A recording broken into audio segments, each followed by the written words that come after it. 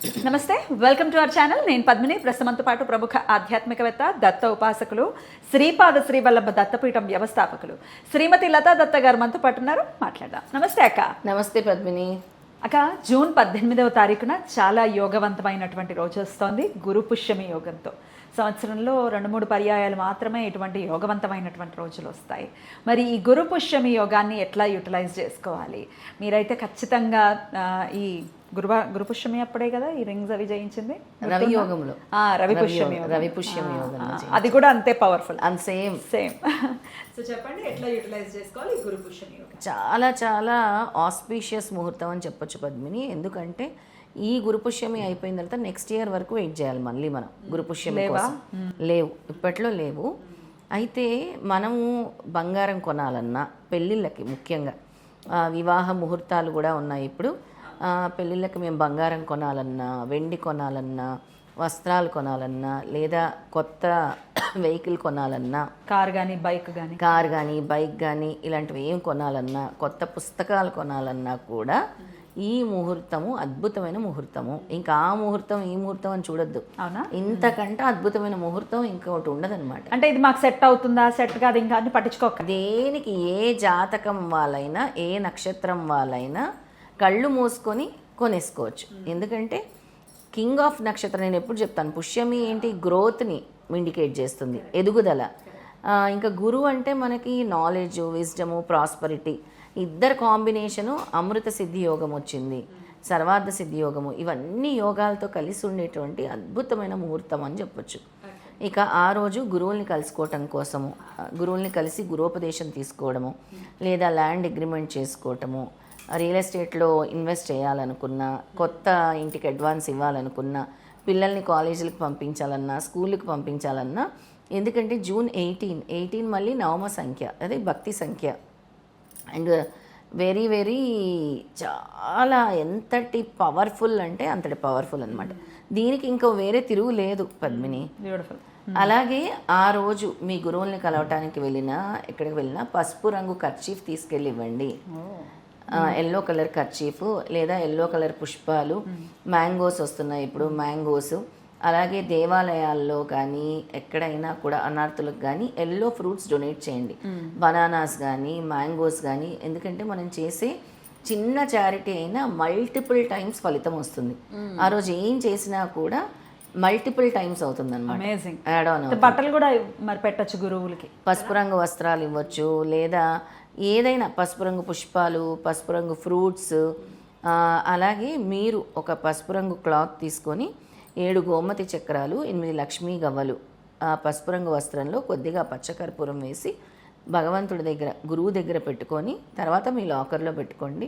చాలా బాగా కలిసి వస్తుంది అనమాట. ఇట్లా లైవ్ గురువులు లేరు అని అనుకుంటే గురు దత్తాత్రేయ స్వామికైనా మనం సమర్పించవచ్చు కదా ఇప్పుడు మీరు చెప్పినవన్నీ. అవును, దత్తపీఠాల్లో కూడా సమర్పించవచ్చు. ఇప్పుడు గురువులు అంటే మనకి లైఫ్లో గైడ్ చేసేవాళ్ళు. చాలామందికి టీచర్స్ ఇన్స్పైర్ చేస్తూ ఉంటారు, చాలామందికి స్పిరిచువల్ గురువుస్ ఉంటారు. అలాగే వాళ్ళకి విద్య ఏ విధంగా అయినా, కొంతమందికి మనం చూసుకుంటే వాళ్ళు మెకానికల్లో ఉండొచ్చు, సివిల్లో ఉండొచ్చు, ఆస్ట్రాలజికల్గా ఉండొచ్చు, ఎలాగైనా ఉండొచ్చు గురువులు. ఏ విధమైన గురువు అయినా సరే గురువే. మీ లైఫ్కి ఒక పాత్ చూపించిన వాళ్ళు గురువే. వాళ్ళని వెళ్ళి దర్శించుకోండి. లేదా మీకు వెళ్ళటం కుదరకపోతే ఫోన్లో బ్లెస్సింగ్స్ తీసుకోండి. వాళ్ళకి ఏదో ఒక గూగుల్ పే, ఫోన్పే చేసి వాళ్ళకి ఫ్రూట్స్ కొనుక్కోమని, ఎల్లో ఫ్రూట్స్ అలాంటివి చేయండి. చాలా ఎక్కువ ఫలితము. అలాగే మీరు బంగారం కొనలేము అని నిరాశపడవలసిన అవసరం లేదు. ఆ రోజు చక్కగా పసుపు రంగు ఏదైనా, నేను చెప్పాను కదా, ఎల్లో కర్చీఫ్ తెచ్చిపెట్టుకోండి, లేదా పసుపు కొని తెచ్చుకోండి. పసుపు లేదా పసుపు కొమ్ములు కొని తెచ్చుకున్నా చాలా మంచిదన్నమాట. చాలా చాలా కలిసి వస్తుంది.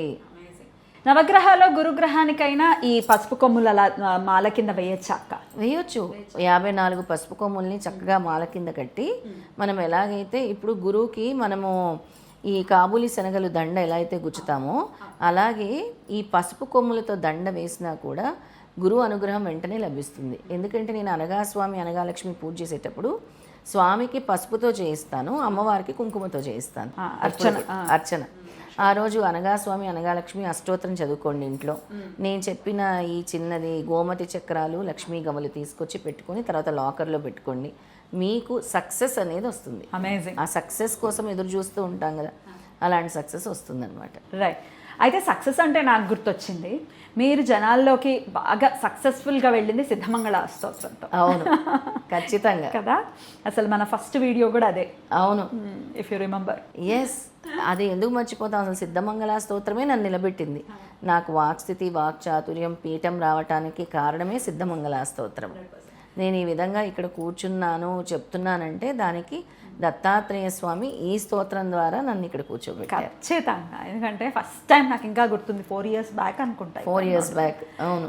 ఏమైనా చేద్దాం అక్క, దత్తుడి ఆరాధనలో ప్రత్యేకంగా ఉన్నారు అని అంటే సిద్ధమంగళ స్తోత్రం గురించి చెప్దామా అన్నారు. అవును, ఓకే చెప్దామని చెప్పి కూర్చొని చేయడం జరిగింది.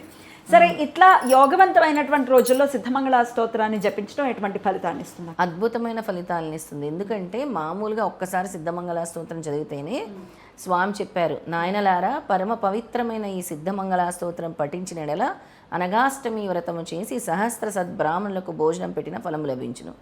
అంటే ఒక్కసారి మనం సిద్ధమంగళ స్తోత్రం చేస్తేనే స్వామి అంతటి ఫలితాన్ని, అంటే 11 సార్లు మనం చేస్తే ఆ రోజు గనక 54 సార్లు కానీ 108 times కానీ చేసుకుంటే అసలు మీకు అఖండ విజయం, ఇంకా తిరుగులేదు. గురువు ఎలా అంటే ఇలా షవర్ చేస్తారు, బ్లెస్సింగ్స్ ఇలా పూలవాన కురిపించినట్టు అలా షవర్ చేస్తారు. ఎప్పటిదాకా ఉందాక గురు పుష్యమి యోగం? ఆ రోజున ఆ రోజు చాలా తక్కువ సమయం ఉంది మనకి, ఉదయం 11:30 వరకే ఉంది. ఓకే. అందుకే ఆ సమయంలోనే, ఈ సమయం లోపే మనం పూర్తి చేసుకోవాలి.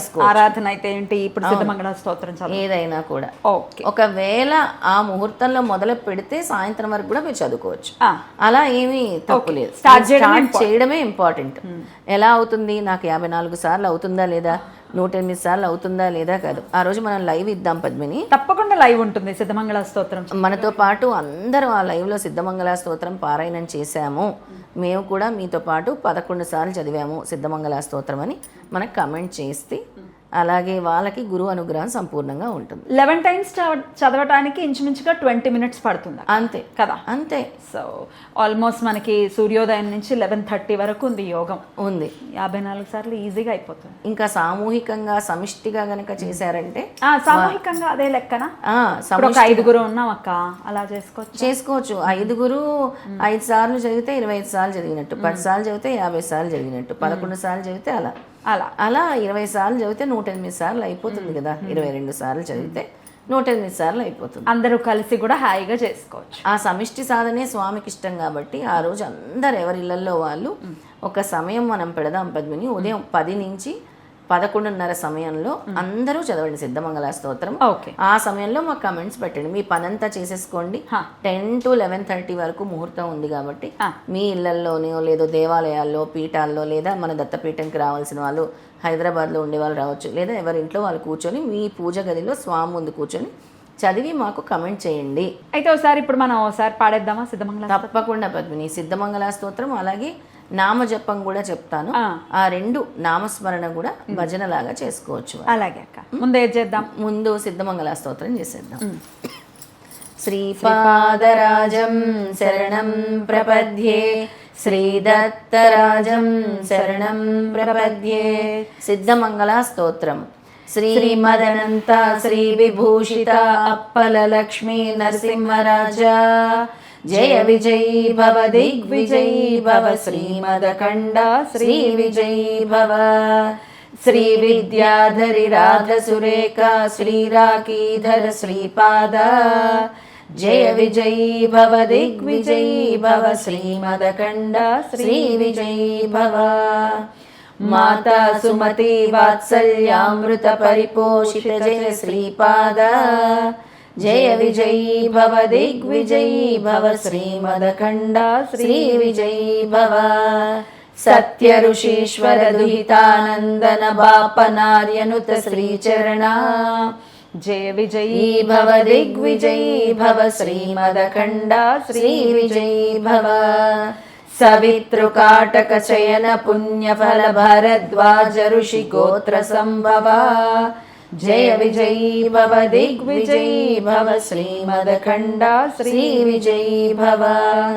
దోచౌపాతి దేవలక్ష్మి ఘన సంఖ్యా బోధిత శ్రీచరణ, జయ విజయీ భవ దిగ్విజయీ భవ శ్రీమదఖండ శ్రీ విజయీ భవ పుణ్యరూపిణీ రాజమాంబసుత గర్భ పుణ్యఫల సంజాత జయ విజయీ భవ దిగ్విజయీ భవ శ్రీమదఖండ శ్రీ విజయీ భవ సుమతి నందన నరహరి నందన దత్త దేవ ప్రభు శ్రీపాద జయ విజయీ భవ దిగ్విజయీ భవ శ్రీమదఖండ శ్రీ విజయీ భవ పీఠికాపురా నిత్య విహారా మధుమతి దత్తా మంగళ రూపా జయ విజయీ భవ దిగ్విజయీ భవ శ్రీమదఖండ శ్రీ విజయీ భవ శ్రీపాదరాజం శరణం ప్రపద్యే శ్రీదత్తరాజం శరణం ప్రపద్యే. ఈ స్తోత్రం యొక్క ఫలితం చెప్తాను నాయనలారా. పరమ పవిత్రమైన ఈ సిద్ధమంగళ స్తోత్రం పఠించిన అనగాష్టమి వ్రతం చేసి సహస్ర సద్బ్రాహ్మణులకు భోజనం పెట్టిన ఫలము లభించును. ఈ స్తోత్రము యోగిలచే పఠింపబడును. ఈ స్తోత్రం పఠించినంతనే కోరికలు నెరవేరును. ఈ స్తోత్రం పఠించిన దత్తాత్రేయ స్వామి శ్రీపాద శ్రీవల్లభ స్వామి కృపకు పాత్రులగరు. ఈ స్తోత్రం పఠించిన చోట సూక్ష్మవాయు మండలంలో సిద్ధపురుషులు అదృశ్య రూపంలో తిరుగుదురు. అద్భుతం. నామజపం ఏం చేస్తాం? నామజపం చేద్దాం.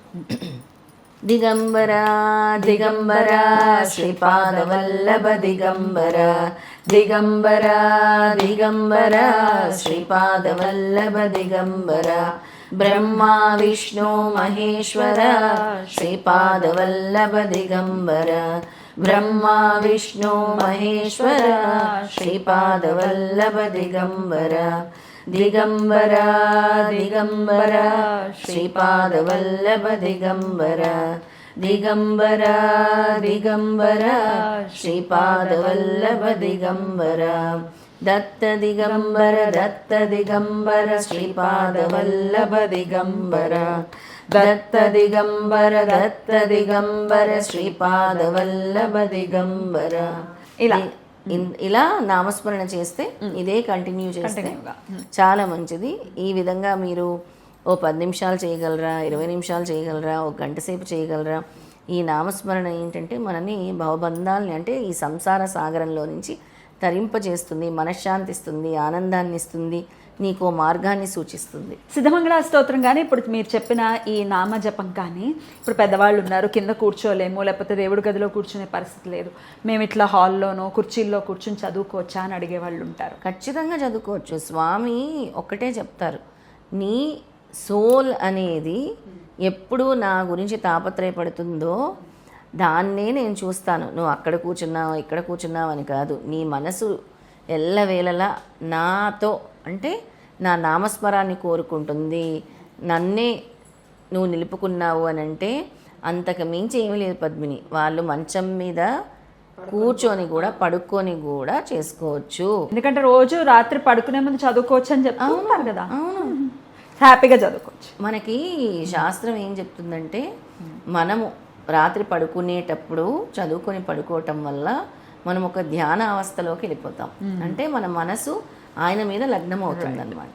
దాన్ని అద్భుతం. చాలా చక్కగా ఎక్స్ప్లెయిన్ చేశారు. ఖచ్చితంగా ఇది లైవ్ కూడా ఉంటుంది కాబట్టి ఆ రోజు మార్నింగ్ 10 to 11:30 లైవ్ ఉంటుంది కాబట్టి లైవ్లో మీరు చదవండి. అంతా చదివిన తర్వాత అక్కడే కమెంట్ సెక్షన్లో రాయండి. చేశాం మేము సిద్ధమంగళ స్తోత్రాన్ని. చాలా అద్భుతంగా మాకు వివరించారక్క. కృతజ్ఞతలు. నమస్కారం అక్క. జయ గురుదత్త. జయ గురుదత్త.